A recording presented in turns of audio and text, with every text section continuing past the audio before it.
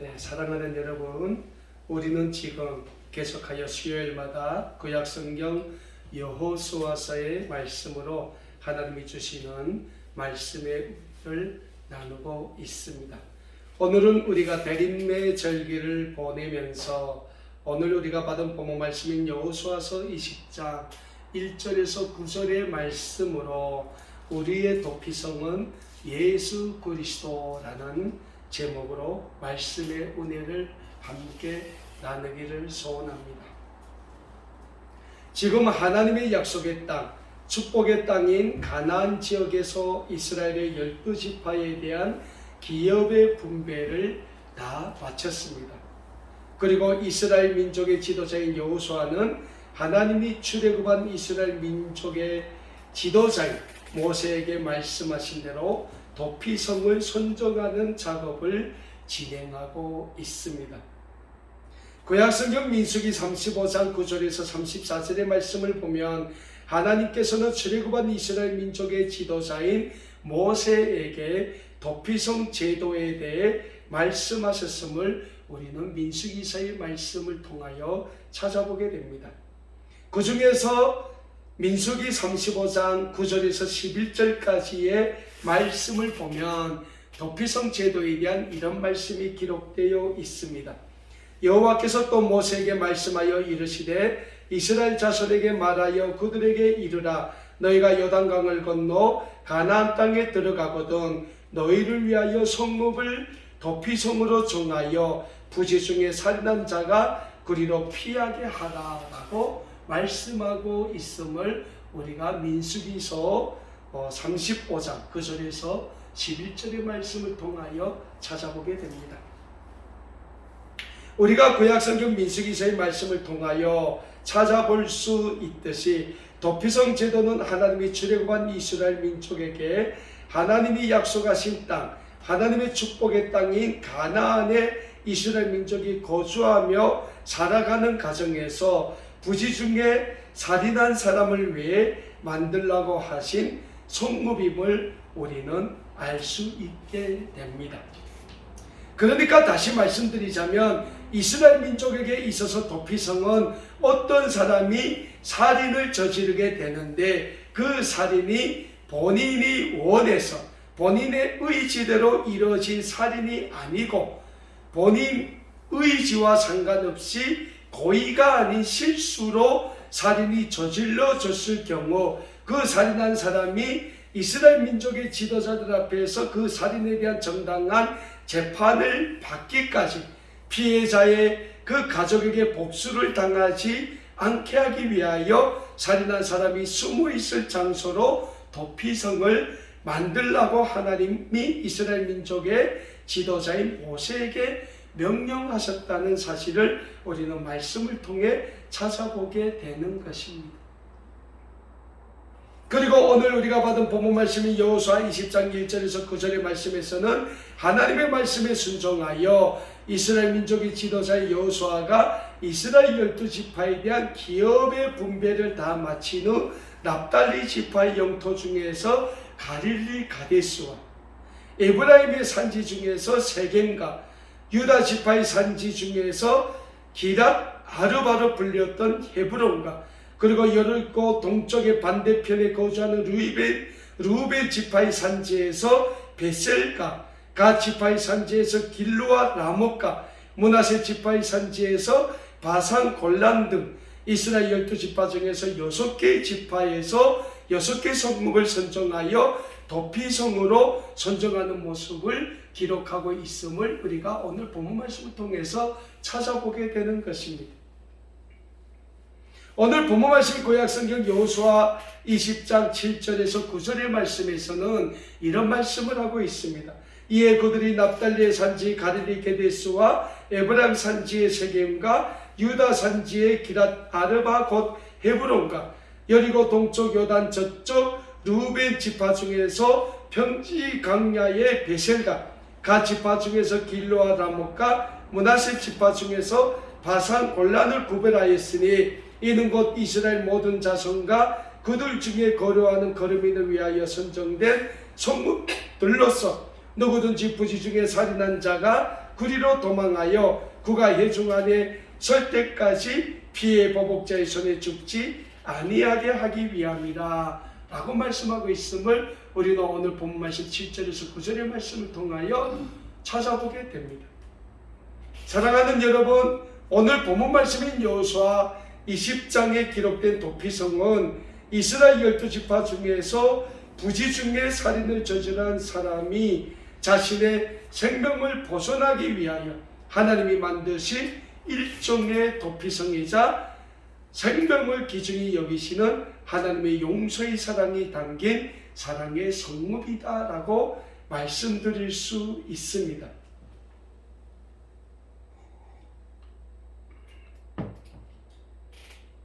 오늘 시대에는 살인이 하도 많이 일어나고 있는 시대가 아닙니까? 그렇기 때문에 정말 내 형제, 내 자매나 내 부모 중에서 아니면 내 자녀가 살인의 희생자가 아니라면 우리는 살인이라는 범죄에 대해서 그렇게 민감하게 반응하지는 않는 시대가 오늘 우리가 살고 있는 현대사회가 아닌가 생각을 해보게 됩니다. 최근 러시아와 우크라이나와의 전쟁으로 인하여 얼마나 많은 생명들이 죽어가고 있습니까? 그런데 정작 우리는 러시아와 우크라이나와의 그 전쟁에서 죽어가는 생명들을 불쌍히 여기기는 하지만 그 죽어가는 생명들이 얼마나 귀중한 생명인가에 대해서는 우리가 그렇게 깊이 생각은 하지 않는다는 사실. 그리고 오늘 지구상 곳곳에서 지금 이 시각에도 얼마나 많은 생명들이 그 누군가에 의해 무차별적으로 죽어가고 있다는 사실을 우리는 잊지 말고자 합니다. 그리고 인간의 가장 무서운 죄악 중에 하나인 살인이 이 지구상 곳곳에서 멈추어지길 위해 우리는 기도해야 하는 사명이 또한 우리에게 주어져 있는 것입니다. 왜냐하면 하나님이 아름답게 창조하신 우리 인류는 그 누구나 살인의 희생물이 되어서는 안 되기 때문입니다. 우리가 구약성경 창세기의 말씀을 보면 살인은 우리 인류의 역사에서 우리 인류가 하나님과 영적인 관계가 단절된 후 맨 처음 지은 죄악이라고 말씀드릴 수 있습니다. 우리 인류의 첫 조상인 아담과 하와가 하나님의 동산인 에덴 동산에서 하나님 앞에서 불순종의 범죄를 저지른 대가로 에덴 동산에서 추방되어지지 않습니까? 그리고 그 에덴 동산에서 추방된 우리 인류의 첫 조상인 가인과 하와가 첫 자식을 낳게 되는데 그 자식이 누굽니까? 가인과 아벨이죠. 그리고 이 가인과 아벨의 형제가 하나님의 말씀대로 자신들이 지은 첫 그 소득의 열매로 하나님께 예물을 드리게 됩니다. 그런데 하나님이 형인 가인이 드린 그 첫 소산의 열매로 드린 그 예물은 받지 않으시니, 그리고 동생인 아벨이 드린 그 소산의 열매는 하나님이 기쁘게 받으셨다는 사실입니다. 그런데 하나님이 두 형제가 하나님께 자신들이 지은 첫 소산의 열매로 예물을 드렸는데 동생 아벨의 예물은 받으셨으나 형 가인의 예물은 받지 않으시자 이 가인의 마음속에 분노가 일어나기 시작했어요. 시기와 질투가 일어나기 시작했어요. 근데 그 가인의 마음속에 일어난 분노와 시기가 질투가 누구를 향한 분노와 시기와 질투가 됩니까? 동생인 아벨에 대한 분노와 시기와 질투로 일어나기 시작했다는 거예요. 그래서 이 형 가인이 동생 아벨을 어떻게 합니까? 쳐 죽이는 최초 인류의 살인을 저지르게 된다는 겁니다.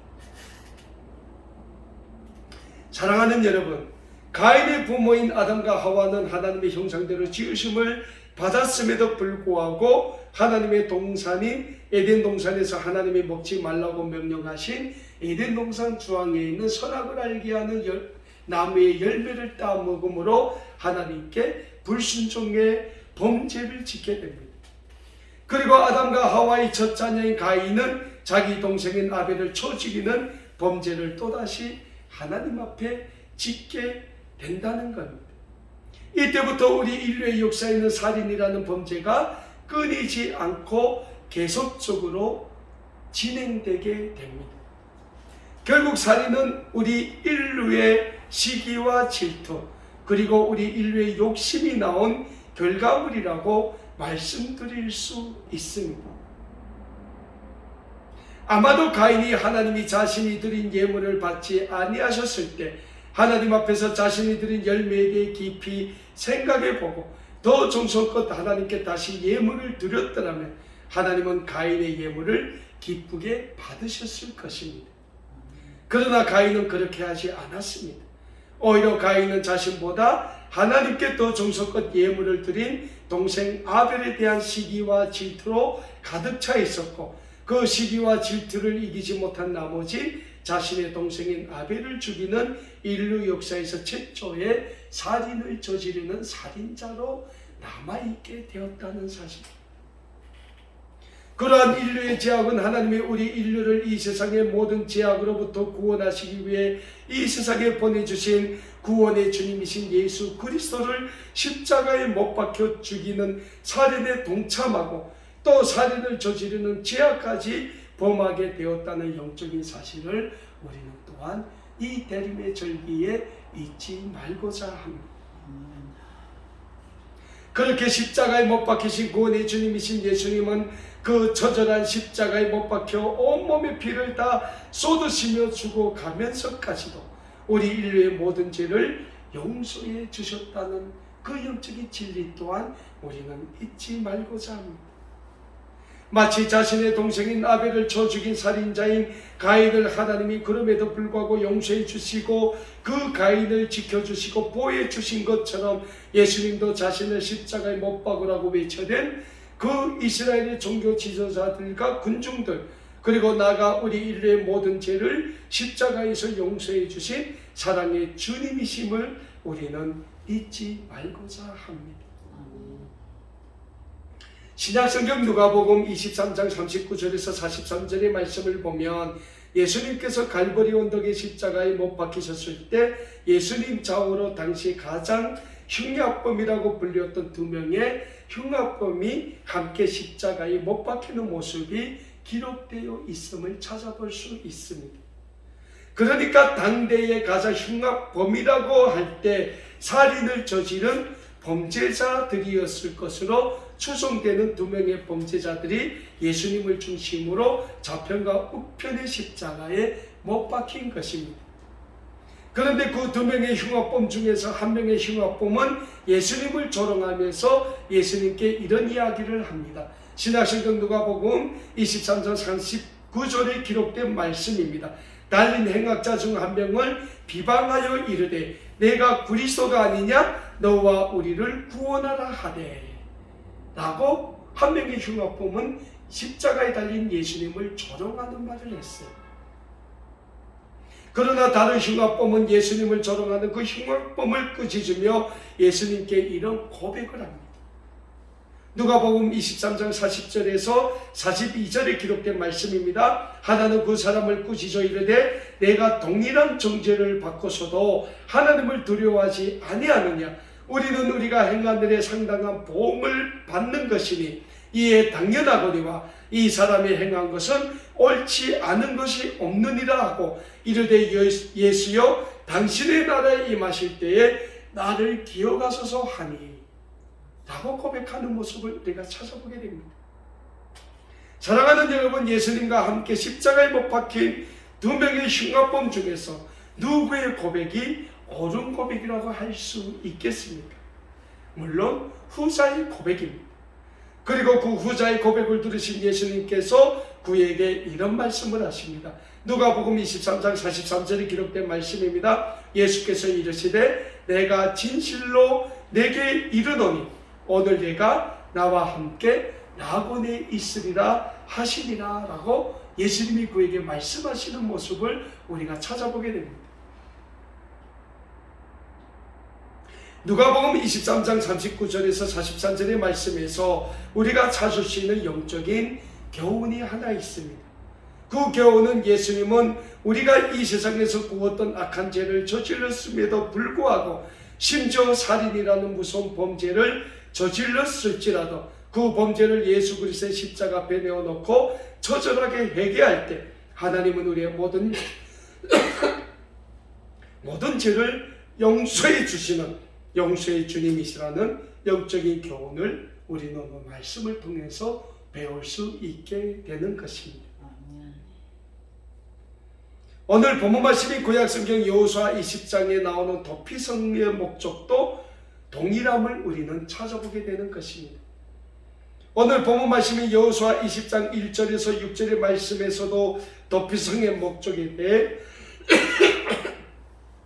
분명히 말씀하고 있는데 제가 다시 한번 오늘 본문 말씀 1절에서 6절의 말씀을 읽어드립니다. 여호와께서 여호수아에게 말씀하여 이르시되 이스라엘 자손에게 말하여 이르기를 내가 모세를 통하여 너에게 말한 도피성들을 너희를 위해 정하여 부지중의 실수로 사람을 죽인 자를 그리로 도망하게 하라. 이는 너희를 위해 피해 보복자를 피할 것이니라. 이 성읍들 중에 하나에 도피하는 자는 그 성읍에 들어가는 문 어귀에 서서 그 성읍의 장로들이 기에 자신의 사건을 말할 것이요 그들은 그를 성읍에 받아들여 한 곳을 주어 자기들 중에 거주하게 하고 피해 보복자가 그의 뒤를 따라온다 할지라도 그들은 그 살인자를 그의 손에 내주지 말지니 이는 본래 미워함이 없이 부지중에 그의 이웃을 죽였습니다. 그 살인자는 회중 앞에 서서 재판을 받기까지 또는 그 당시 대제사장이 죽기까지 그 성읍에 거주하다가 그 후에 그 살인자는 그 성읍 곧 자기가 도망하여 나온 자기 성읍 자기 집으로 돌아갈지니라 하시니라 라고 말씀하고 있는 것을 우리가 찾아보게 됩니다. 사랑하는 여러분, 오늘 본문 말씀에서 우리가 찾아볼 수 있는 도피성이 어떤 것입니까? 도피성은 혹시라도 있을 살인에 대한 잘못된 재판을 내려지는 것을 방지하기 위함입니다. 왜? 우리 인류가 다 정확하지는 않지 않습니까? 우리가 뉴스를 보면 가끔 접하는 사실이지만 잘못된 경찰의 조사, 검찰의 조사와 그로 인한 잘못된 재판의 결과로 10년, 20년씩 감옥살이를 하다가 그 사건이 진실이 밝혀져 무죄가 확정되어 억울한 감옥살이를 마치고 속박되는 사건들을 종종 보지 않습니까? 왜 그렇습니까? 우리 인간이 진행하는 조사와 인간이 내리는 판결 자체도 완전하지 못하다는 사실을 우리는 알 수 있게 되는 것이 아닙니까? 그만큼 우리 인류는 하나님 앞에서 완전하지 못한 존재라는 거예요. 그리고 도피성의 목적이 두 번째 뭡니까? 그 부지 중에 그 사람이 누구를 죽였을 때 그 사람이 위하여 희생당한 그 유가족이 그 사람에게 피해 복수를 하는 것을 막기 위함이 아닙니까? 왜? 그 사람이 이스라엘의 회중 앞에서 언제나 그 사건에 대한 재판을 받을 때까지. 그래서 혹시 그 재판에서 그 사람이 저지른 살인이 부지중의 살인이 아니고 그 사람의 의도된 살인이라는 것이 정해지기까지 그 생명도 하나님 앞에서는 귀중한 생명이라는 거예요. 그래서 우리는 늘 하나님 앞에 나아갈 때 늘 우리는 죄인된 모습으로 밖에 나아갈 수 없음에도 불구하고 우리는 그 온전하지 못한 우리의 모습 그대로 늘 하나님 앞에 예수 그리스도의 십자가 앞에 나아가기를 힘써야 하는 것입니다. 왜? 우리가 우리의 모든 잘못, 우리의 모든 온전하지 못한 그 모습을 가지고 예수 그리스도의 십자가 앞에 나아갈 때 예수 그리스도는 우리의 도피성이 되어 주시기 때문입니다. 그래서 오늘 이 시대에 있어서 우리 그리스도인들에게 있어서 가장 정확한 도피성이 있다면 예수 그리스도의 십자가의 품이라고 저는 여러분들에게 말씀드리는 것입니다. 신약성경 마태복음 11장 28절에서 30절의 말씀을 보면 예수님은 우리에게 이런 말씀을 주고 있음을 우리가 찾아보게 됩니다. 수고하고 무거운 짐진 자들아 다 내게로 오라. 내가 너희를 쉬게 하리라. 나는 마음이 온유하고 겸손하니 나의 멍에를 메고 내게 배우라. 그리하면 너희 마음이 쉼을 얻으리니 이는 내 멍에는 쉽고 내 짐은 가벼움이니라 하시니라 라고 말씀하고 있음을 우리가 찾아보게 됩니다. 예수님이 마태복음 11장 28절에서 30절 말씀에서 우리에게 어떤 말씀을 주십니까? 이 세상에서 수고하고 무거운 짐진 그 짐을 다 지고 예수님이 자신에게 오라고 말씀하고 있어요. 그렇다면 사랑하는 여러분, 우리가 이 세상을 살면서 우리가 수고하고 우리가 지고 있는 그 무거운 짐이 어떤 짐입니까? 죄악의 짐이 아닙니까? 우리가 정말 하나님 앞에서 예수 그리스도의 말씀에 순종함으로 우리가 정말 말씀에 올바른 삶을 산다면 우리의 삶 속에서는 하나님이 주시는 하늘의 기쁨과 하늘의 평화가 차고 넘치는 삶이 될 것입니다. 그런데 정작 우리의 삶을 보면 이 세상에서 우리의 삶은 그런 삶이 될 수 없다. 그만큼 우리가 완벽하지 못한 존재라는 거예요. 그래서 우리의 삶 속에는 죄가 있는데 그 죄를 우리가 뭐라고 합니까? 원죄라고 하는 거예요. 원죄. 원죄라는 그 죄의 근성이 있다는 거예요. 그래서 우리는 하나님 앞에서 완전한 삶을 살 수 없기 때문에 늘 죄를 짓는다는 거예요. 이런 죄를 지을 수도 있고 저런 죄를 지을 수도 있고. 어떤 분이 그런 얘기를 해요. 야, 네가 정말 이렇게 신앙생활 잘하면 내가 너한테 뭐 해줄게. 그 말을 들은 어떤 성도가 열심히 신앙생활을 했어요. 그리고 그 사람한테 얘기합니다. 나 이렇게 당신 말을 듣고 열심히 신앙생활을 했으니 당신이 약속하신 걸 주세요. 하니까 그 사람이 뭐라고 했겠어요? 아이, 그건 내가 네가 신앙생활 열심히 하라고 한 말이지. 그러면 그에게 그런 말을 한 사람은, 그런 약속을 한 사람은 선의의 거짓말을 했다고 할지라도 결국 하나님 앞에서 그것도 범죄라는 거예요. 그러니까 우리는 알지 못하게 많은 죄를 하나님 앞에 지으며 살 수밖에 없는 존재랍니다. 그래서 우리의 삶은 날마다 피곤하고 무엇인가 우리의 삶이 나에게 짓눌리는 그 무거운 멍에와 같은 그런 짐을 살고 우리는 이 세상을 살아간다는 거예요. 근데 예수님은 우리에게 뭐라고 말씀하십니까? 너희 무거운 그 짐을 다 들고 다 예수님께로 오라는 거예요. 그러면 예수님께 오라고 하실 때 예수님은 어디로 오라고 하십니까? 예수님의 십자가 앞으로 나오라는 거예요. 왜? 예수님은 우리 인류의 모든 죄악을 그 십자가에 못 박히심으로 우리 인류의 모든 죄악을 구원해 주셨고 우리 인류를 이 세상의 모든 죄에서 해방시켜 주신 분이 아니십니까? 그러니까 예수님은 날마다 우리가 하나님 앞에서 그 어떤 죄를 짓지라도 그 죄를 지고 늘 예수님의 십자가 앞에 나오기를 원한다는 거예요. 그리고 예수님의 십자가 앞에서 우리의 모든 죄를 다 내어놓고 회개하고 반성할 때 예수님은 우리에게 뭘 줍니까? 내가 너희를 쉬게 한다고 하지 않습니까? 네? 쉬게 한다는 거예요. 너에게 자유함을 준다는 거예요.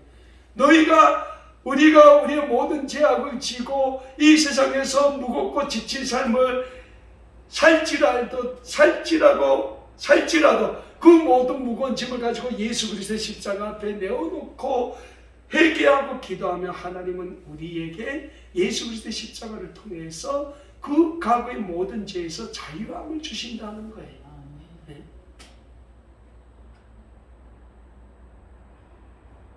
그래서 우리는 늘 우리의 삶에 어찌 보면 이스라엘 민족에게 있었던 그 도피성과 같은 예수 그리스도의 십자가를 우리가 바라보면서 이 세상을 살아가는 신앙의 삶, 믿음의 삶을 살게 힘써야 하는 거예요.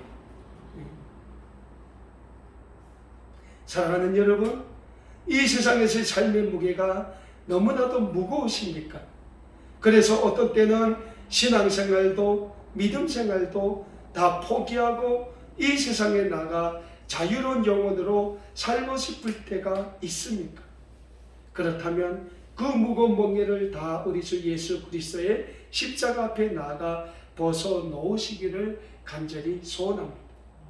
그러면 우리의 도피성이 되시는 우리 주님께서 우리에게 영원의 새로운 힘을 주시게 될 것입니다. 그리고 우리 예수님이 주시는 그 영원의 새로운 힘으로 다시 이 세상에 나가 하나님의 구원의 영광을 위해 살아가시기에 힘쓰시는 우리 아름다운 꿈의 교회 모든 믿음의 가족 여러분들이 되실 수 있기를 우리 주 예수 그리스도의 이름으로 간절히 소원합니다. 기도하겠습니다.